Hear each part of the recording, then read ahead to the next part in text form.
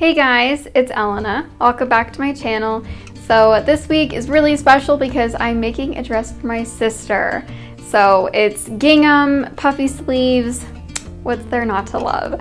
So I'm gonna walk you through how I did everything and you can make one just like it.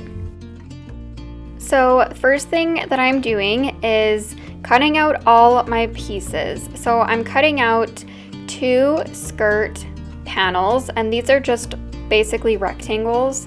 And then I'm cutting out my bodice pieces and everything that those pieces need. So facing, pockets, sleeves, all that good stuff. And this is everything that you'll end up with: bodice front, bodice back, 2 skirt panels, 2 sleeves, 4 pockets, and then a facing front and back for your bodice pieces. After that, the first thing I'm doing is putting my pockets onto my skirt. I usually put my pockets down about 1.5 to 2 inches from the top because I am gathering the skirt. And then I'm just sewing those pockets, all 4 of them, to my skirt panels. So 2 on the skirt front and 2 on the skirt back. You can use a normal straight stitch when you go ahead to sew and attach these pockets on, and just make sure you back stitch at the top and the bottom to make sure that they are very secure. And then I am also going ahead and serging down the sides of my pockets and skirts so that it's easier in the future. So now I am lining up my skirt front piece and my skirt back piece. And the first thing that I do is line up at the corners where my pocket starts and ends. And then this is a little bit trickier because I'm using gingham. So I'm really trying to line up the stripes best I can, but that's definitely not a requirement. And then I am just starting at the top, pivoting, going down and around my entire pocket piece, pivoting again at the corner, and then going down the rest of the length of my skirt.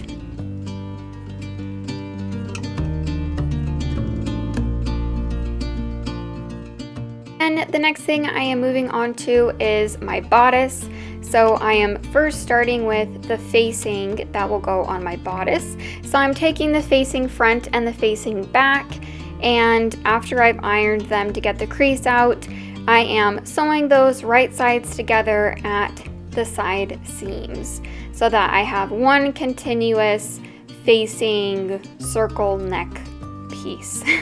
And then the next step is to put your bodice pieces together. So this is really simple. We just have a front and a back, nothing fancy. So we're just gonna attach those along the shoulder seams and the side seams. So you can just pin those and then sew along with a straight seam. And also be sure to serge or finish off these edges at this point before we move on to the next step.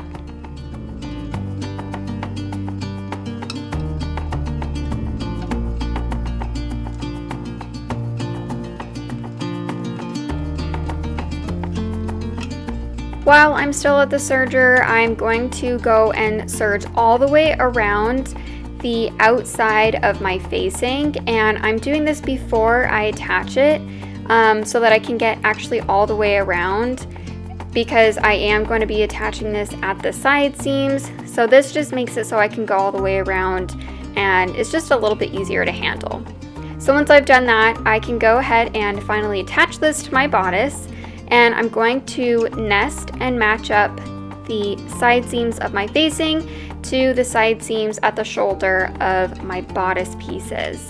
And you want to make sure that the longer edge of your facing is in the back.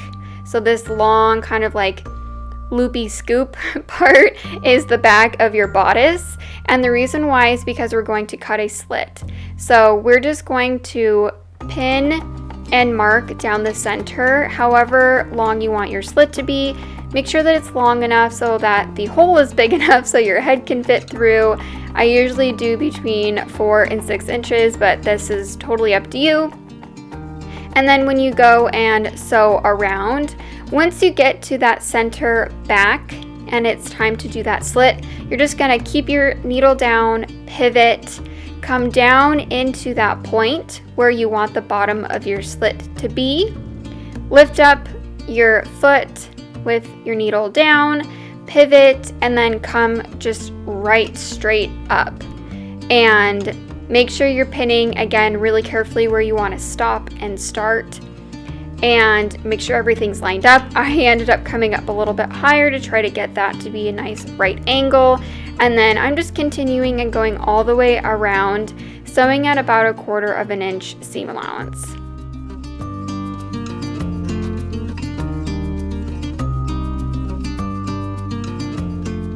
So here's what that back looks like. You can kind of tell that I didn't quite come up high enough, and you really want this to be as symmetrical as possible because you are going to put a button there. So literally how I'm going to fix that is I'm just going to come up just a little bit higher and make that turn closer to the edge of my fabric, so that when I go to put my fabric right sides out, the left and the right side of the slit will match up.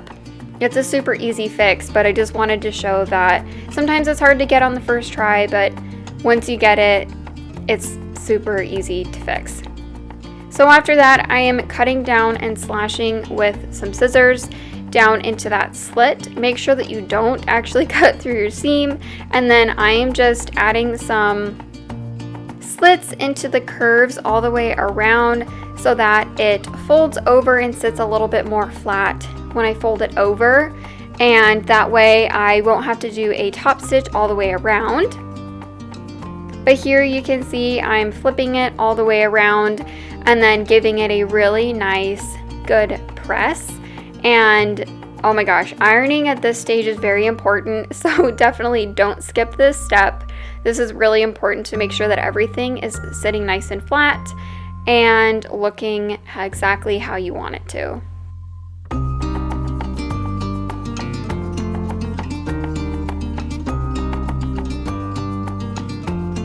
Once everything is ironed, I am going to do a quick stitch in the ditch and tack down that facing just at the shoulder seams, and this will just help things lay again a little bit more flat and help it not come up. So I just pinned down the facing where I want it so that it sits flat, and then I'm just sewing on the top of my dress in that stitch where the front and back bodice pieces are coming together. And this will again just help everything sit flat, but look, you can't even see it but this will just save your life in the future. So after that, we can move on to our skirt. So most of our skirt's honestly already done, but the next step is to add our gather. So I'm going to do 2 long basting stitches at the top of my skirt pieces, and I'm going to just pull on those top 2 strings to gather up my skirt piece. So you want this to be gathered to the same amount and I guess length of the bottom of your waist. So just measure around the waist of your bodice, and that's how much you want your finished skirt waist to be. So you're going to have to gather it a decent amount, and then once you are done gathering, you can put your skirt piece and attach it to your bodice piece. And the best way to do this is to first match up the side seams. So match up the side seam of your bodice to the side seam of your skirt. Again, make sure that your skirt and your bodice are right sides together. You don't want your pocket flaps in the wind. And then you can go ahead and just attach those together with your normal seam allowance. It's best to add a lot of pins to make sure that nothing is getting caught or puckered, and I usually like to sew on the flat part of whatever I'm attaching the gather to. I usually find I get a better stitch when I do that, and a straighter stitch also. Especially we're doing gingham, so I want to make sure that I know exactly where my gather is sitting, and this is what it looks like. Turned out amazing, love it. And now I am just finishing off that gathering and waist stitch with my serger. I always really like this, just it cleans it up a lot and makes it look a lot more professional instead of having like all this gathered fabric just poking you in the ribs. After the skirt and the bodice are done, we can move on to our sleeves. So I'm just doing a long basting stitch along the top shoulder of both of my sleeves because we are making puffy sleeves, baby. You know it. So I'm just pulling on that long stitch together at the top. So we can get some puffy sleeves. And then I'm just folding my sleeve in half and then sewing down the side seam of my sleeve.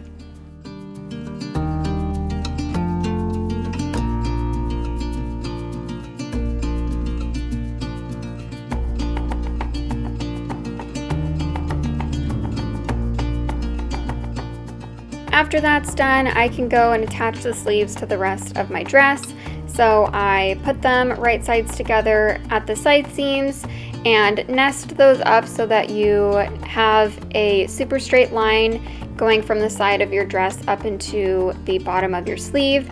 And then you can just pin all the way around, again making sure that your gathers are at the top of the shoulder. And then once you've done that, you can go ahead and hem your sleeves. So I wanted these to be a little bit longer and looser around the bicep because we are going to add elastic.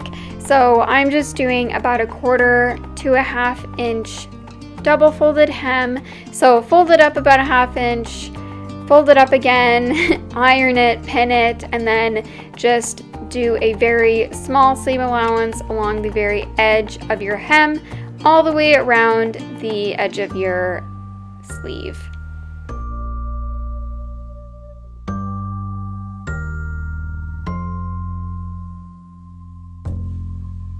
Once our hem is looking all nice and crisp, then we can add on to our elastic. So we are going to take a piece of elastic that measures about the width of your bicep and do a nice quick zigzag just to make sure that that is attached and is a circle. And then take the bottom of your elastic and pin it to the bottom on the inside of your sleeve and do it at the top of the sleeve as well. And then make sure that you're kind of pulling the elastic to the same width of your sleeve fabric, and then just sew one zigzag all the way around the elastic around your sleeve, and that will get you a really quick and easy puffy sleeve with your little elastic. And I think it looks really professional and cute from the outside, and it does a great job of making your sleeves ultra puffy, which is the goal, right? After that, the last step is to hem the bottom of your skirt. I'm just gonna do a double folded hem like normal. So I'm folding mine up about 1 inch, folding it up another inch, and then ironing and pinning before doing a straight stitch all the way along to secure it. After your hem is done, the very last thing that you have to do is attach a button and button thread loop to the very top back of your dress. This is super easy and quick, and I have a tutorial walking you through it how to do that. But once your button is on and your dress is hemmed, you are done and ready to put this baby on. This dress was actually for my sister. It was a cute little custom order, so this is how it turned out. I actually love it. She doesn't live near me, so I took her measurements before, and I'm really happy that it fits her well. And oh my gosh, it just looks so good. So thank you guys so much for watching. Hope you love this video, and I'll see you in the next one.